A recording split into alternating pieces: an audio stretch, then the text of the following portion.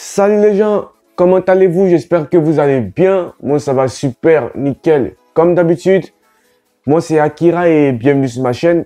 Aujourd'hui je vais vous présenter 3 animés isekai méconnus à voir absolument en 2022.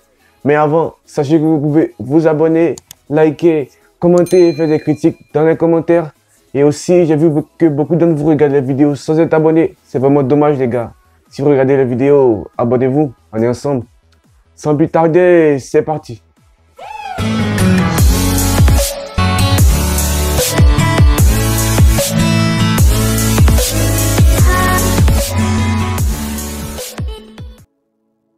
Le premier animé que je vais vous présenter s'appelle Caution Error. The error is overpowered. Yes, my English is perfect.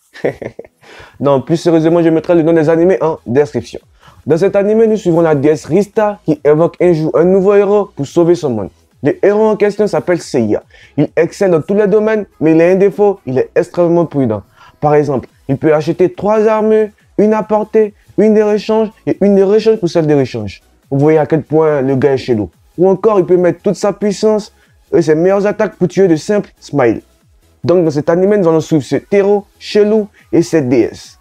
C'est un animé vraiment trop drôle, ça nous sort des clichés isekai à en mourir de rire. Il a aussi de l'équi pour les petits coquins.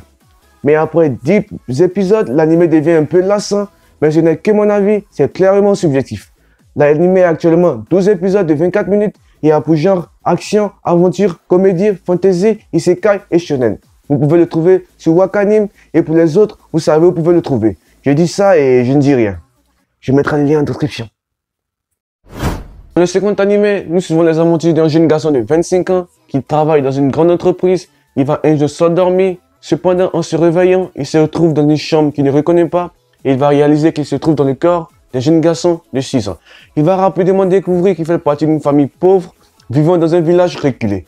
Heureusement, il a été béni par un don très rare dans ce monde qui est la magie. Seulement, alors que son talent pourrait apporter la prospérité à sa famille, se trouvant dans une situation difficile, il ne fait qu'empirer la situation et s'attirer des ennuis.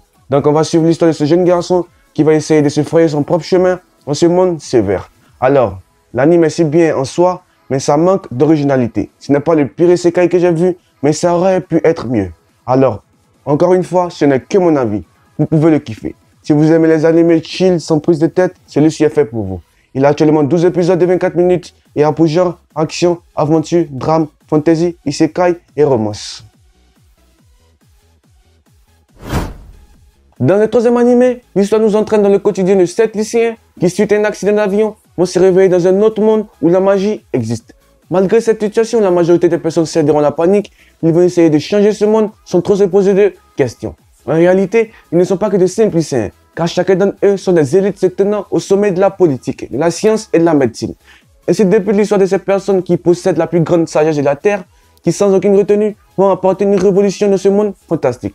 Alors, il n'est ni le pire, ni le meilleur animé que j'ai vu. J'ai aimé la façon dont les protagonistes arrivent dans ce monde inconnu et commencent à les révolutionner sans trop te poser de questions. Et je vous préviens, il n'y a pas de grand développement du personnage. C'est juste un isekai chill sans réelle prise de tête. L'anime a actuellement 12 épisodes et a pour genre action, aventure, comédie, drame, fantasy et romance. Vous pouvez le trouver sur Crunchyroll. Voilà, la vidéo est terminée. Merci d'avoir regardé la vidéo jusque-là. Pour ceux qui l'ont fait, vous êtes vraiment les boss. Si vous voulez des recommandations d'animés, n'hésitez pas à me le dire dans les commentaires. N'hésitez pas aussi à vous abonner, à lâcher un like et à commenter et à faire des critiques dans les commentaires sur ma façon de faire des vidéos, etc. Merci d'avoir regardé la vidéo jusque-là. C'était Akira et ciao.